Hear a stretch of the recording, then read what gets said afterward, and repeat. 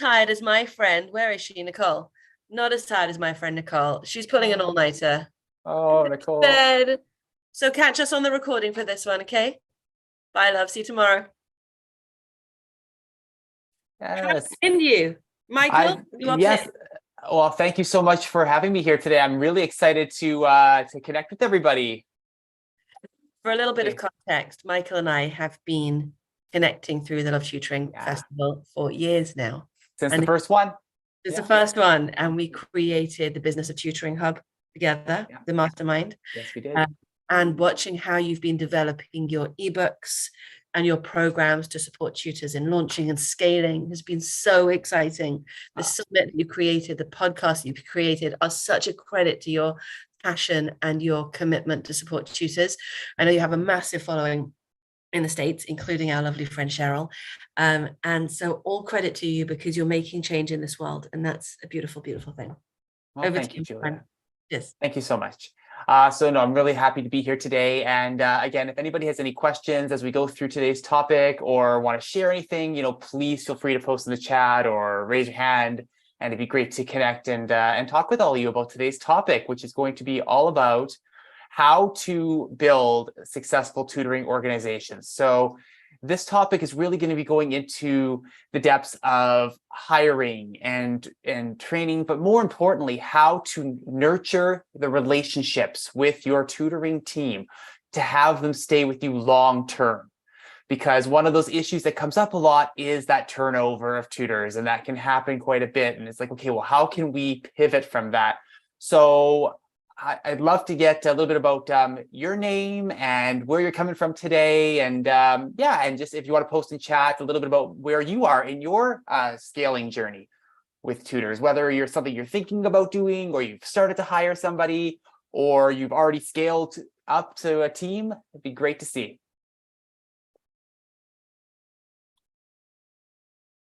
So today we're going to go over together the key elements for hiring your first tutor, training your tutor to become a tutoring superstar, building your successful tutoring team, and finally leading your thriving tutoring team.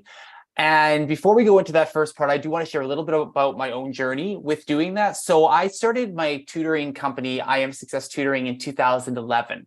And by early 2012, I was like, oh, I'm ready to hire tutors. This is great. I've got students. I'm ready to build up some tutors. I'll have some passive income and, it'll be great. And it was the wrong mindset because I was hiring tutors, but it was very quick. It was very, just bringing people on to fill voids, to fill spots to get for the students that were coming in. And I was missing that critical element of this is not passive income. It's a commitment to build your team and your brand and taking it to that next level. And it's so critical to have a lot of those different steps in place, but most important of all, recognizing that this is about the relationships and nurturing those, because that will take you so far with hiring your team and having an amazing team that stay with you and will advocate for you and will really be there for you and your clients, and seeing your brand just continue to take off and excel. And so Claire, perfect. Thank you for sharing that.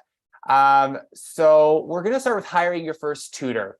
So this step here, it does vary from different states and provinces and countries. There's different smaller nuances with it, but the general piece is check your budget and the rates that you have is really important when you're ready to hire. You want to check, do you have it in your budget?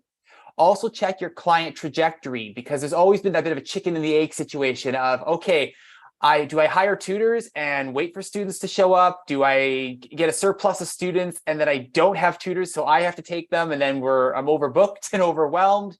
What do I do? So a strategy that can really work wonders is checking your trajectory that you've had over the last, say, 3-4 months, and look at where you're going to be going. So say you're getting 2 or 3 new students consistently every month. It's fair to say you'll probably keep that consistency going. And from there, you can say, okay, how many tutors do I need to fill this particular need for my company? And it's okay to hire tutors and take your time to bring students to them. Not too long. You don't want to take months and months and months, but if it takes a couple extra weeks to bring a student to a tutor, that's a great extra couple weeks to build a relationship and a meaningful connection. but it's important to check your budget, make sure you have it in your budget to hire, and what are your rates. And I find a good rule of thumb is 40 to 50% of what you charge a family goes to your new tutor.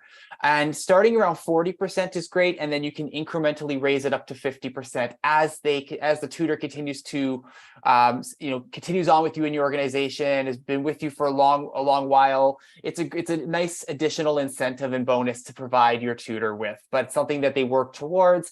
And so if you're wondering, well, I can't really, 50% of my rate is like only $20, think about, okay, well, am I charging enough?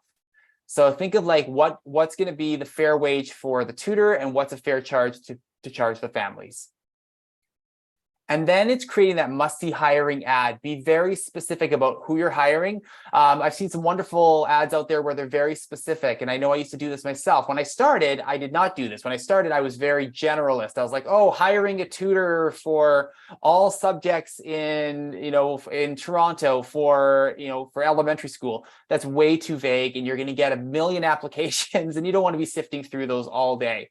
So create something very specific, with not just the grade and the subject you're looking for, but also giving a little bit about your company's culture, and what kind of personality you're looking for. Also set up different pieces where, you must be certified to be to tutor, or do you have a background check, or just things kind of just like different control questions before they come in and even submit their resume. They have to fill those things out. Indeed is a wonderful website for that. It has a lot of those different pieces in place so that you can really sieve out the ideal candidates for the interview. So, but have something really short, must-see hiring ad, and really something that's going to draw the attention of your ideal tutor candidates is really, really important.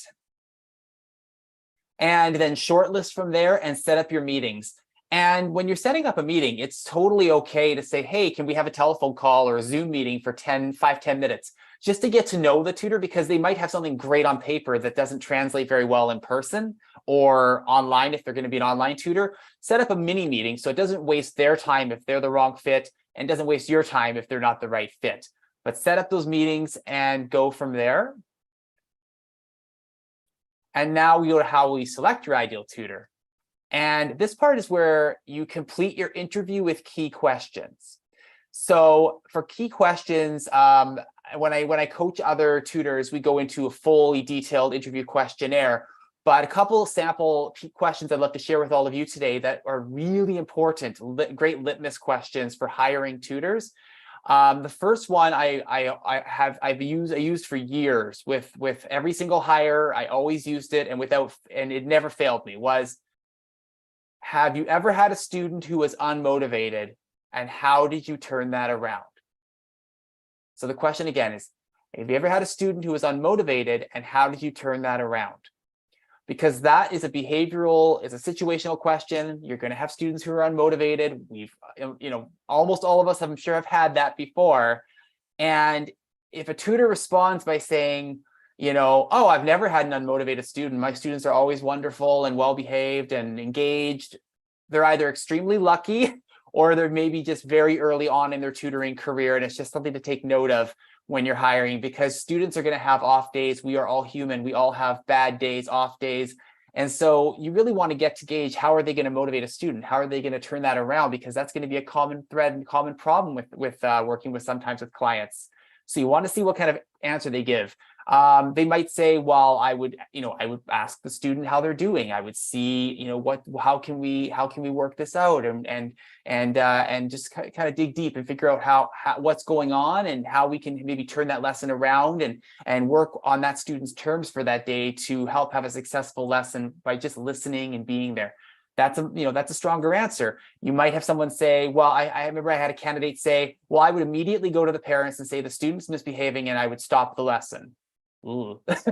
I don't know, that for me, I was like, no, I can't hire that person. That's for me, for my company's culture, that's not an appropriate answer, because you want to be nurturing bonds with students. And again, they're going to have good days and bad days. So that was a good litmus question.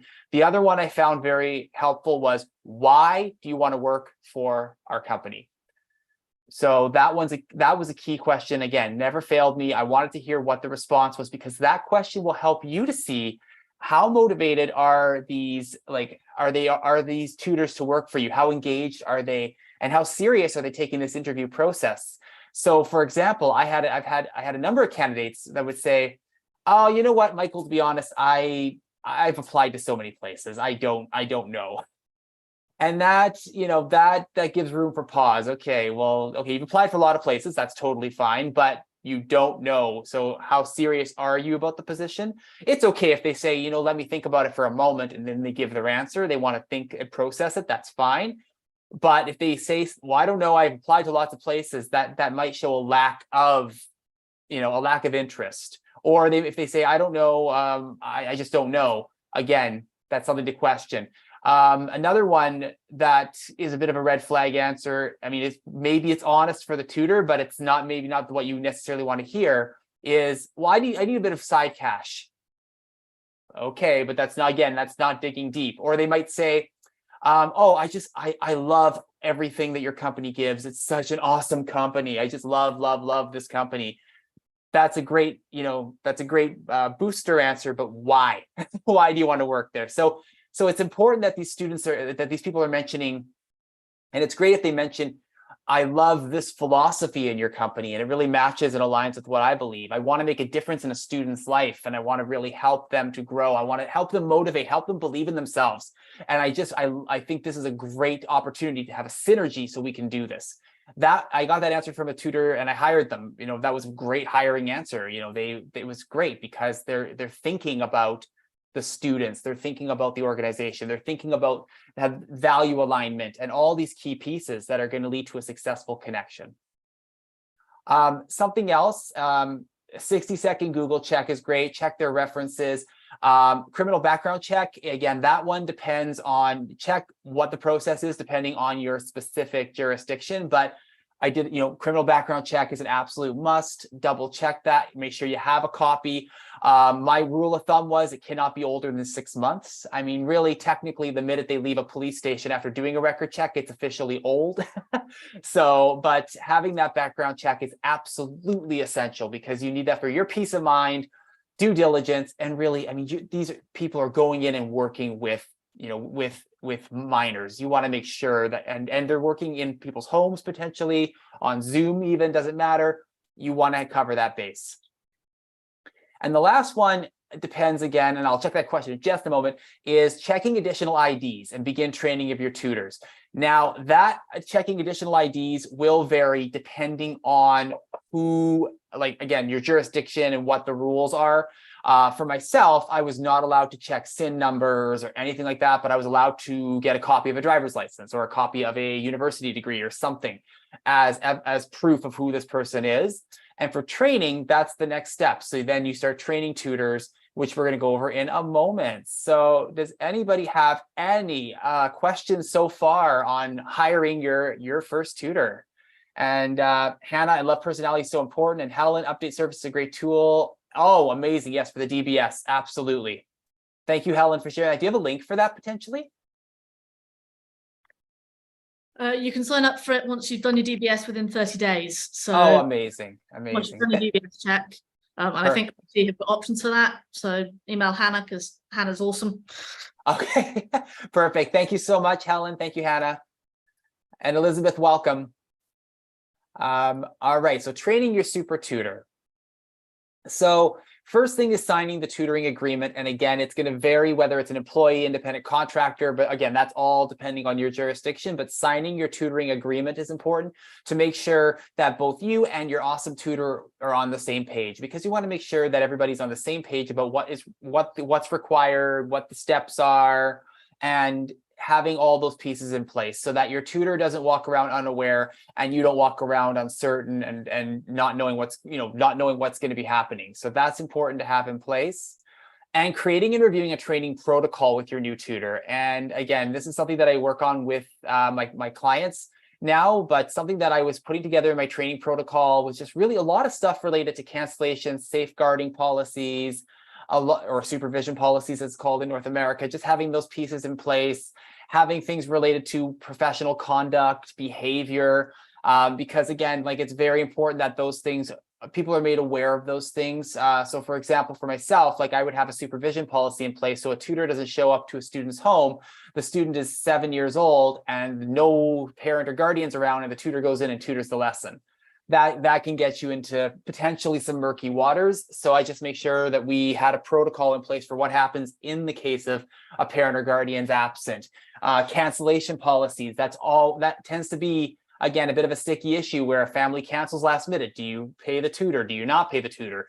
Is it to the tutor's discretion? So just thinking of those different things as you bring on new tutors and having that training protocol in place is very important, and it can really make an appreciable difference. And this last part is probably one of the most important pieces, and it took me several years into hiring tutors to finally get to this point, was completing a mock session. Because I remember so vividly hiring tutors, training tutors, going through the process, references checkout, background check is great. We do the email introduction the night before. The tutor's excited to work with the student. And then the day of, the tutor leaves because they have another commitment, or the tutor no-shows, or the tutor cancels last minute and needs to reschedule. And these things happen. And it can be a very frustrating situation for the family to be just kind of have the rug dropped out from under them. Very stressful for you because now you're in a lurch. Do you take the student on yourself? Do you hire someone? You don't want to just rush hire somebody. You want to be a tortoise, not a hare when you're hiring. So what do you do there? So the mock session came about a few years into my business, where I realized, I should probably do this to make sure the tutor is really committed. And I get that sometimes cancellations are going to happen last minute, and then they can work on a rescheduling. Occasionally it's going to happen, life happens, if that's okay. But you want to make sure your tutor is really showing that they're ready to go. So a mock session, what I would do is I would email one of my personal families that I was tutoring and say, hey, I'm bringing a brand new tutor on board. I would love if they could work with so-and-so and myself for about 15 to 20 minutes today. It'd be great, or later this week. Is that okay if they come and they join us? Family 99% of the time says, yeah, of course, no problem. We would love to have them there. And you can say it as, how cool, so-and-so is going to have 2 tutors this lesson. That's so exciting. That's so awesome. And then the mock session happens, and it's a chance for you to see how is the tutor with your student. It's a chance to kind of see their personality, and they might be putting on a little bit more of something because they're with you in the room or on Zoom, but not all the time. Most of the time they're giving their authentic self, and they're going to deliver what they're going to deliver. And if everything works out well, it's like, wow, that tutor showed up for the mock session. They delivered. That gives you peace of mind when you're bringing them in to work with your new family, because they really showed they are invested and they care, and they're hitting all the boxes. If the tutor no shows, cancels last minute, quits at the last 11th hour, no harm, no foul. You go to your current family that you work with, say, you know what, unfortunately, the tutor who's supposed to join us is not available, but don't worry, I'm still here. We're going to have an awesome session. It's going to be great. Perfect. And for the family that's waiting for that new tutor, well, you avoided the very awkward call of a quit or a no-show or any of those things. You just talk to the family and say, you know what, there's been a slight change in plans and change in circumstances. If you're okay with it, if we could kindly ask for just another week, we want to make sure we bring the best possible tutor in for your child. And we'd love to provide you with some resources and some support in the transition leading up to the start, if that works for you. And just, again, keeping an open dialogue with the family and taking that extra time to find a tutor. But again, take your time with that. And worst case scenario, the family might leave, if worst case scenario, but at least it's not an awkward, upsetting exit. It's more of a, if it doesn't work, it doesn't work. But most of the time, it gives you time to find that amazing rock star tutor and bring someone in, and the family's grateful and crisis averted. So those are really, really critical. So anybody have any questions so far about the mock sessions or about the training or the tutoring agreement? Let's see. Well, thanks, Julia. And Dee, no, thank you so much. It was great having you here today. Okay, the next step is building your successful tutoring team. And this part is really, this was an area that took me a honestly quite a bit of time to develop, because when I started, I was very much in the mode of, I know I do a great job. My tutors will do a great job. I'll make sure they're carbon copies of me, and we can have a wonderful organization. Everybody's just like me. It'll run smooth. And I would be really anxious. I would be full of anxiety if it wasn't following to the letter how I taught and how I did things. That is the quickest way to alienate your tutors and have them walk. So I learned that. I mean, tutors left because I was overbearing, I was annoying, and I was just not somebody that you want to work with, because I was so about making sure it was just right that I was actually turning people off. So the biggest piece of advice is, and don't make everyone's their own unique person. They're going to bring their own spice to the table. Let them bring their spices and have a great time, because they're going to bring stuff to the table that you may not have ever thought of. And how amazing and empowering is that? And so the biggest advice is two-way communication. The tutors, that's the biggest shift I found. Once it was like, let's have an open dialogue, let's share, let's talk. It created an opportunity for tutors to share and they felt it was a safe space, and vice versa. I could share with them. That was a wonderful opportunity, because then tutors are sharing with you. They feel seen, they feel heard, they feel valid and valued. And that makes a huge difference in terms of turnover and versus tutors staying long-term. Active listening and proactive guidance. So, I know, for example, I had a tutor, this was about year 4, year 5 into I Am Success Tutoring, and the tutor called me in tears and said she had to leave because she was moving, and she was very upset about it and very apologetic. And we just talked, and what I could have said was, well, I'm sorry to hear that, but I mean, I guess all the best, and kind of just left it and let it sit there in the end. But it was like, well, no, if I do that, then it's going to end things on a negative note, and it's closing off any opportunities. So it's like, well, no, put that aside. I was like, well, I'm really sorry. I said, let's take a moment, let's recenter, and let's talk about it. If whatever you'd like to share with me, please share, and let's figure out a solution, because you are an amazing tutor who's made an appreciable difference in this student's life. What can we do together to make sure this student stays with us and stays with you, because you are wonderful. And I just listened to everything, and and again, not trying to pry, because you don't want to be nosy. And usually tutors or people who feel safe and trust and comfortable will open up as much as they feel about opening up. That's wonderful. And then after that, we worked out that she would continue online with the student. And I said, okay, let's continue online. That's a brilliant solution. And I said, well, let's talk to the family, see what their thoughts are. And we talked to the family, and the family agreed to doing online, and the tutor stayed, and it was a great solution, a seemingly simple solution, but it could have been so quick to be like, oh, well, fine, you're leaving, bye. Or it could have been, well, all right, well, thanks for a great couple years. But it was like, no, let's listen and figure this out together and come together towards a common best solution. Rewarding successful tutors. And a mistake I made early on with this is rewarding by giving financial incentive. And that is a part of it. Like, you can give a financial incentive, but that's not fully listening to your tutors. That's not listening to what they want. They're doing an amazing job. They're exceeding the expectations. Having that sit down with them, I would have them at my office, or we would talk on the phone or on Zoom. And I would ask them, where do you see yourself in this company in 6 months? You're doing amazing things. What do you see for yourself? And I had a couple wonderful tutors that I worked with that promoted them up to lead mentor tutor. And they did some really cool, we did some different charity activities and different assessment activities. And they brought ideas to the table for ways we could assess students in different ways.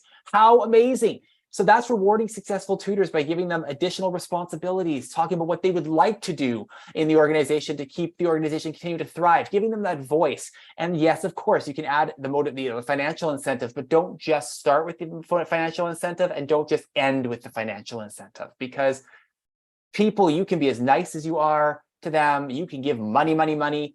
If people don't feel seen and heard and don't see the room for growth, where's the incentive to stay? So it's really reward them and celebrate your tutors. Take them out for a nice dinner a couple times a year. celebrate with a nice thank you card. Like give your tutors back. It's amazing. And tutors everybody loves to feel that little boost of positivity, and it's nice to do. And it really helps tutors feel good about themselves as well as yourself and as well as the families. And reflect on struggling tutors. And this was something that I know for myself, it took me a little bit of time to really build those skills in there. And we're all lifelong learners, still learning, of course, is reflect on struggling tutors. If a tutor is struggling with cancellations, okay, well, let's have a talk. Let's figure out, why are these cancellations happening? How are you feeling about this position? Is this position the right position for you? What can we do to make it work? Or reflecting on a struggling tutor that maybe is really struggling with motivating a certain student. Well, let's talk about it. It's quick to be like, well, they should know how to motivate students, or they should know to be on time. Yes, it's quick to make that jump, that jump into that, but take the time to reflect on those struggling tutors, because you might be able to turn it around. If they are given a voice on what they're struggling with, and they feel comfortable having a dialogue with you, most of the time they will understand, and they will see, and you'll see, and you'll understand. And it creates more of a relationship, and they're going to feel like, wow, I was heard today, versus, oh, I'm getting reprimanded for being late a couple times. This person, he doesn't think I can do the job very well because he's asking me about why I'm not motivating the student. So it's just little things like that. And also knowing when to endure and knowing when to let go is such a critical step in tutoring. I've said it before, growing up, I used to get a kick out of any of the cartoon shows when I was a kid, when I would hear, I don't know, the Jetsons, it's like, you're fired, or the Simpsons, I would hear Mr. Burns, you're fired. I used to think, oh, how fun is that? You get to fire people. It's not, as I'm sure some of you know, it's not fun. It is such a hard process to let someone go. It is such, because you're emotionally invested in your tutors, and you grow to care about them, whether they've been with you for a few weeks or a few years. Usually letting go happens early on in the process. But it's about really giving your tutors a chance to turn it around, unless it's something, knock wood, we never had anything really serious with I Am Success Tutoring, but if it's an issue like consistent cancellations more than a few times, or being late a few times and not pivoting that behavior, or developing a bit of a negative attitude towards the tutoring, like whatever it might be, but have a dialogue, like negative attitude in terms of not wanting to show up for classes and not bringing resources and giving kind of a attitude when you talk to them. Those could be signs that maybe they're not happy, they're not satisfied, and just know when to let it go. Because if you know when to let it go, your stress drops, the tutor will in the long term potentially feel better for it, and the families you have an opportunity to turn that around with the family as well. So an example, I had a family that I hired a tutor, and they no-showed for the very first lesson. And I spoke with the tutor about it, and the tutor was super apologetic, said they didn't have their phone on them, whatever the reason was. I said, okay, well, this is very important. You're making a commitment to work with us and this family. You need to be showing up on time here on out, and we can turn this around. We can pivot this. And he said, yep, absolutely. Showed up on time the second session, showed up on time the third session, and then no-showed again for the fourth session. And that's where I had to let them go, because I'm like, well, that's too, and I put in writing, what was going to happen if there was another no-show. And I got a lot of, oh, please keep me. And I was like, and stand firm. I just said, sorry, we can't, because this is something we talked about. We need to make sure the family's at their best. And I want to make sure you're satisfied, because 2 no-shows in 4 lessons, I don't know if you're happy with this, or this is not maybe the right fit for you at this time. And let them go, and connected with the family right away, and had a great dialogue with the family about what are we going to do about what we were going to do to help turn it around. But first, I wanted to know how they were feeling. It might be a silly question because they weren't happy, obviously, but just listening to them and getting for what they were feeling, so that I could come up with them with the best possible solution, so that their children could still have a great tutor, still excel, and still, be part of our family. And so that was really what it was about. And so it's okay. And it's not a sign of weakness to know when to let go. It's a sign of strength. And it really can help your organization grow, because you want to foster the connections with your your strong tutors, your tutors that are really, growing to become excellent tutors. And that's where you want to focus all your energy on, because you want to build an amazing team that's going to be with you and grow in the months and years to come. So what are some other ways to build a successful team? If you want to post them in the chat here, what are some other ways we can build? Cheryl, I love that. Yeah, everyone encourage using leadership skills or financial rewards. Thank you. And Julia, absolutely. Yeah, you can't. Yeah, you got to know when to cut. Yeah, it's nice to be nice, but yeah, you can't let an employee ruin the business. Absolutely. And staying committed to values and vision. I'm really curious about the relationship with the tutors in terms of what the tutor's background is, and whether it's it strikes me that it's quite a hierarchical structure that you have here. And I think it's interesting that some tutor businesses are much more non-hierarchical, so they're like a collective of teachers. And then some are particularly hierarchical, especially if they're undergrads, the tutors, near peer tutoring. There seems to be a specific model here of type of tutor and type of relationship. Well, I would say yes and no. Like, it's not, it's not necessarily hierarchical. It's not a hierarchy. It's more of there is a collective voice with people, and we all connect and stay connected. But we do reward, there was rewarding tutors, letting them become lead mentor tutors if that was where they were going, and having that connection with the tutors. But it wasn't necessarily a boss subordinate relationship. There was a collective collaboration going on. Yeah. I think it's just about what your profile of tutor is and what they're looking for. Yeah, like in terms of who I hired, or yeah. So for myself, it was critical with my own vision of the company. I wanted to make sure that the person I hired had a motivating mindset, positive personality, was able to adapt. Adaptability was critical. Was somebody who was looking to grow, and as an educator, as a learner, and had many different strategies to help students succeed, and was an open communicator, was really important too.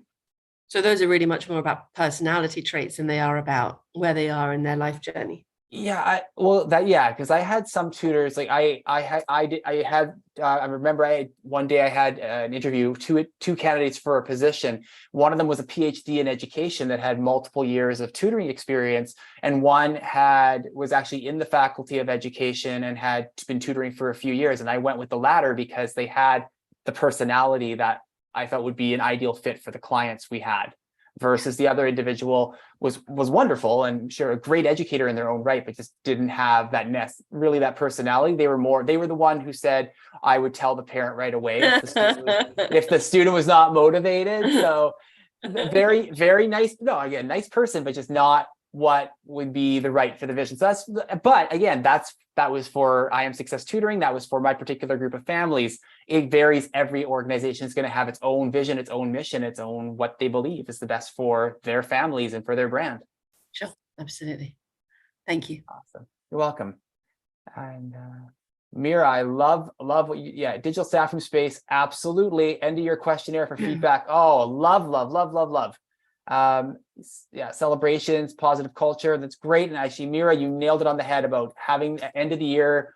I know for myself, I did it every June and every January. I would ask tutors for a survey of how things were going, kept it anonymous. If they didn't want to put their name, they didn't have to, because they might not feel comfortable doing that, and that's that's okay. But just how just getting that what can I do as what can we do? What can I Have Success Tutoring do? What can I do as as the person running the company? What can we do to make your experience optimal? What can we do to make it better? How are you feeling about the company right now? How are you feeling about your students? And just getting that honest feedback, because that'll help you to grow. And it's always great to get that little jolt of constructive criticism is great, because that's going to help you to evolve and grow your practice. So thank you, Mira. That's fantastic. Excellent point. Last one, leading your thriving tutoring team. So again, two-way communication support we went over. Lead by example is great. Whatever I know for myself, whatever I was expecting of any tutor, I made sure I did the same or a little bit more, because you don't want to be saying do this, do that, and then you're just not doing that. So make sure that you're keeping consistent with that and how you're doing things. Show authenticity, with your tutors. Show that openness with them about what the business is all about. And really the type of students you want to work with, the families you want to work with, the connections you want to build, and why they're part of your organization as well. That's important to really share that with them and really celebrate that with them. Demonstrate vulnerability. If you make a mistake as a tutor, like when you have a team of tutors and you're the leader and you make a mistake, own it, apologize. That's great. Never ever feel that you can't, say, hey, my bad, I'm sorry, I made a mistake. Believe me, I probably sent multiple I'm sorry or my apology emails over the years for little things that I flubbed, and it happens. We're all human. So it's great to show that. And as well, whenever we would have sit-ins, a couple times a year, and if a tutor wants to talk about a student that's difficult, I might share a student that I had difficult as well, or just, because you don't want to walk around saying, well, I know all about how to help students, because we are all lifelong learners and educators. So it's great, and it's a great way to connect with your team and continue to build and foster that relationship by, again, saying like, yeah, I had a difficult student, or asking your tutors, hey, I have a student that's a little bit tricky. What would you do in this situation? It helps to really break down any of those barriers, and really, again, you're making more of a collaborative versus, manager and tutors structure. And the last one, which is kind of a circle back to what I talked about earlier, support the independence of your tutors. Many of them are wonderful educators who came from the education system, have a degree of autonomy. You do not want to be squishing autonomy. Support independence, support your tutors in that area, and avoid micromanaging, because would you like to be micromanaged? So that's really the big thing there. And again, if anybody wants to post other ways of what are ways to lead a successful tutoring team. And yeah, Cheryl, love that. Elizabeth, yes, interactive feedback systems, great. Tutorbird, I know, has one, and I know that Trello has one. Awesome. So does anybody have any, and I wanted to share with everybody this too. This was for our company. This was I Success Tutors was a company for 8 years, and this was around 2017. We had just on Indeed. Indeed's a great site because it allows you to post reviews, and it allows your tutors to post things anonymously and share reviews and share stars on how things are going. And it's a great opportunity for you to, for people who are prospectively going to be reviewing you to see what you're all about. So Indeed has the opportunity for your former or current team to leave reviews, and those actually help with when people are looking you up in the search. It actually is a very helpful tool. And I think Glassdoor, and there's a few others that do that as well. So I want to thank everybody so very much for today. So it was wonderful to talk with all of you and to connect with all of you. If you do have any other questions, please feel free to reach out. I have a special offer I'm going to put in chat right now. I'd love to connect with all of you one-on-one if you'd like, for a free discovery session on hiring and training your winning tutoring team. And during the session, we'll go over the #1 challenge you face in hiring and training amazing tutors, the #1 solution to overcome your challenge so you can begin to hire and train tutors with ease, and the next steps toward hiring and training your dream tutors. So I'm going to post the link for that. This is something I'd love to connect with all of you and have that one-on-one and get to know you and what you're working on in terms of building and developing your team of tutors. So the link is right there for you there in Calendly, and it'd be great to again learn where you are in your journey and where you want to go, and just have a wonderful chat about building and training and hiring and keeping a long-term tutoring team going. So again, thank you so much, everybody. Does anybody have any other questions before we wrap up today?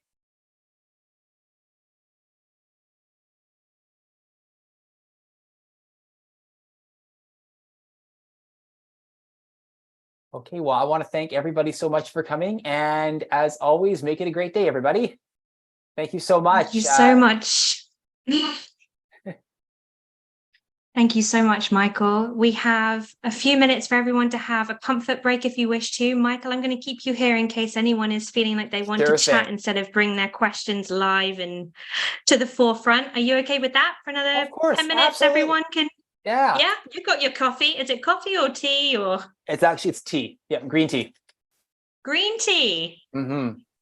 Julia keeps telling me I need to get on herbal drinks. I just can't take myself to it. Oh. So in terms of expanding your tutoring business, what kind of made you do that first step?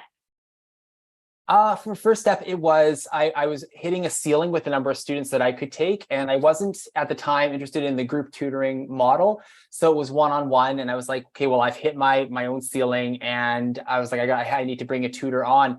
But I think, yeah, that was my incentive. But my mistake was, again, kind of like what I talked about earlier. I was very much in the mindset of how to grow my business for a passive income purpose instead of how can we grow an amazing team that's going to help this company grow long term. So, but yeah, that was my initial turn. So it was about 6 months into the business. I was like, okay, it's time to bring someone on, because I was like, I don't have any more room in my calendar for students.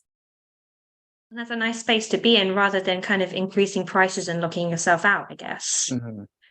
Yeah, absolutely. But as well, like with prices, it's really with that, it's always okay to charge your worth. And that's a big thing too. I think for a lot of tutors, we come out of teaching where it's a very give atmosphere. Not that there's anything wrong with being a giver, but it was a lot of giving.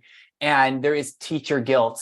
It's something I talked with a couple other colleagues about this week. There's teacher's guilt, and you undercharge yourself because, hey, I make X amount as a teacher, I should make that much as a tutor. Oh, I'll charge a few dollars more. And then you kind of feel bad if you're charging more, but it's like, charge your worth, charge your value, charge for the value you're going to bring, the experience you're going to bring to these families. And again, make sure you're paying your tutors a fair wage, because they deserve it too. If they're going to be coming in and doing an amazing job for you, treat them well, treat them right with that. That's beautiful. Thank you. I see Julia has been giggling with Odette in the corner of my screen as well. She brought me food. I'm sitting here starving away. Michael, thank you so much. My pleasure. Thank you. My absolute pleasure. I wish I could ask you to come and join us in person tomorrow, maybe soon. Oh. Maybe there's a red-eye flight.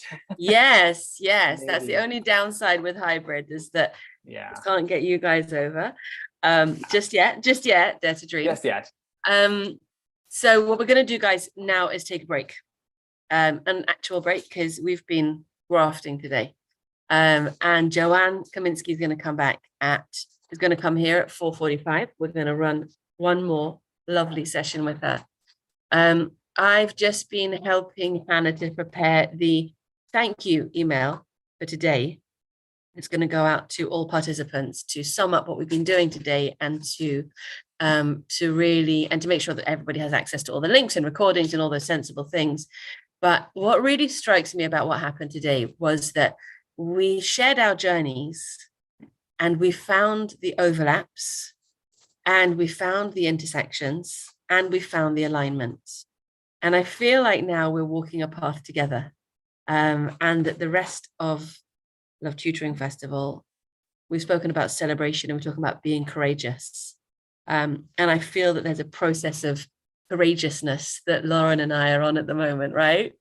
We're growing. There's a real sense of growing here. And so, Michael, I think your approach is really, really timely, and your insights are really, really helpful. Thank you. Well, thank My you. friends, I am clocking off. I am kicking you out, and I will see you in an hour's time. Bye. Bye.